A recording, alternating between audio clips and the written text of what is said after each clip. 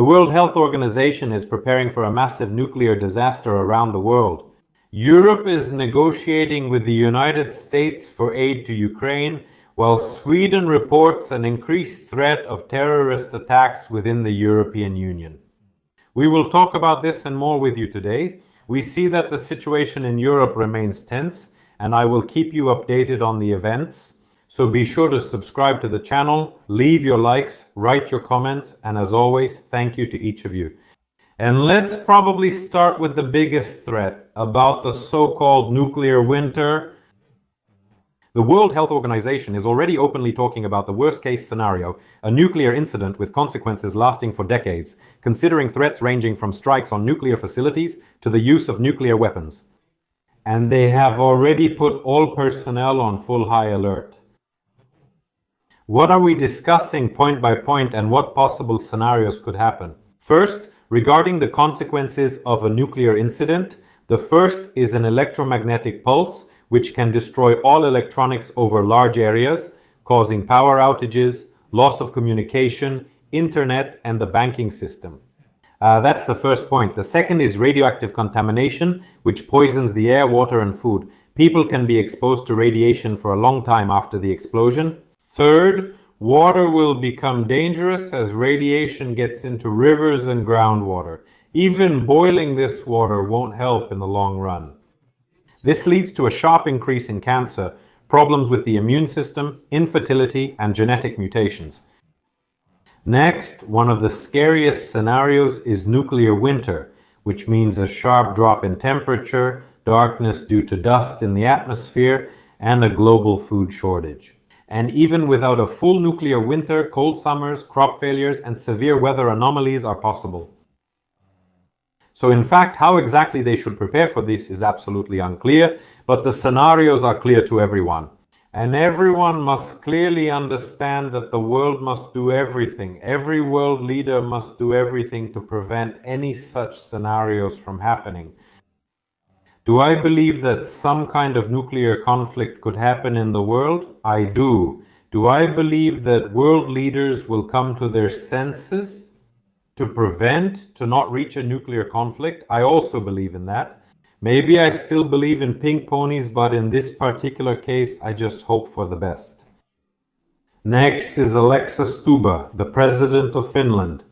He stated that Europe could offer President Trump of the United States assistance in protecting and unblocking the Strait of Hormuz from Iran if he agrees to provide Ukraine with all the necessary support, including financial, military, and political, in order to end the war in Ukraine. This was stated by President Stubb of Finland, according to a statement by Politico. According to him, he fears that peace talks on Ukraine are quickly approaching war, a decisive moment that could force Kyiv to accept an unfavorable deal and cede its territories to President Putin of Russia. He also expressed his concerns that the negotiations might collapse. In fact, Peskov has already stated that, as of today, the trilateral talks have been suspended. Whatever that means, what does Stubb say? I have no illusions about who can convince President Trump of anything. If I manage to push through even one idea out of 10 regarding Ukraine, I will consider that a good result. That was the statement made. What do you think? Do such European plans have a chance, I don't know, to convince, to pressure Trump to make such a deal? Call it whatever you want. Is this plan viable? Write in the comments. Next, moving on. Swedish special services have reported an increase in threats to American and Israeli targets on European territory. The Swedish Security Service has recorded an increase in threats to American, Israeli, and Jewish targets within the country amid the escalation of the conflict around Iran. This was reported by Reuters in their article. The agency's annual report notes that military actions involving the United States and Israel against Iran have contributed to the increase in these threats. It is noted that Iran remains one of the key security threats to Sweden, and there is a risk of possible attacks, including the use of criminal networks and intermediaries. So, we see that Sweden does not believe that drones or missiles could be launched at them because Sweden is, let's be honest, very, very far from Iran. And Iran does not have weapons that could reach there. But if we talk about some radical groups on the territory of Sweden, or in other European Union countries who could, for example, come to Sweden, then this becomes a more realistic scenario.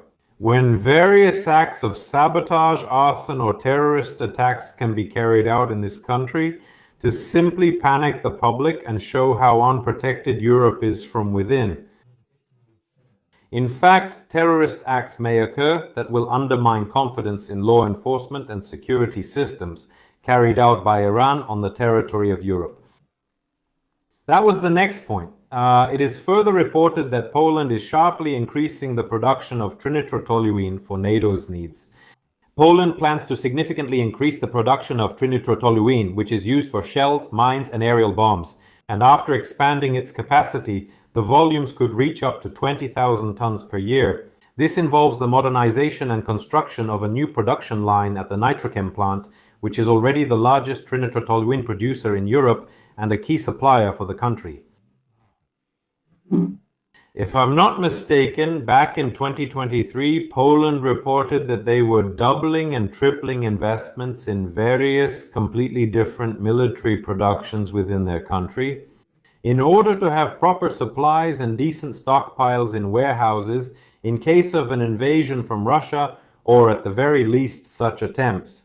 And we see that a few years have passed and Poland realizes that the investments they made are not enough and the production is insufficient. And also, against the backdrop of the war that started between the United States and Iran, there could be an ammunition shortage, which already exists in the world because of the war in Ukraine, and now this shortage could only get worse due to the war in Iran.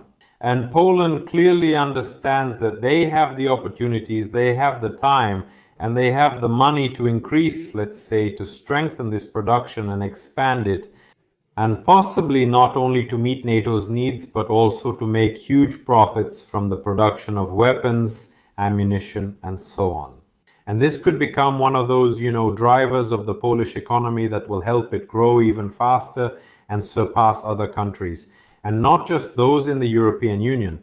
We can see that Poland is very, very good at this because over the past decades, Poland has surpassed a huge number of countries around the world and has become something of a European tiger. What do you think, friends, about this kind of news? Write in the comments. It will be very interesting to hear and read your opinions. I wish you all, as always, a great day and see you next time.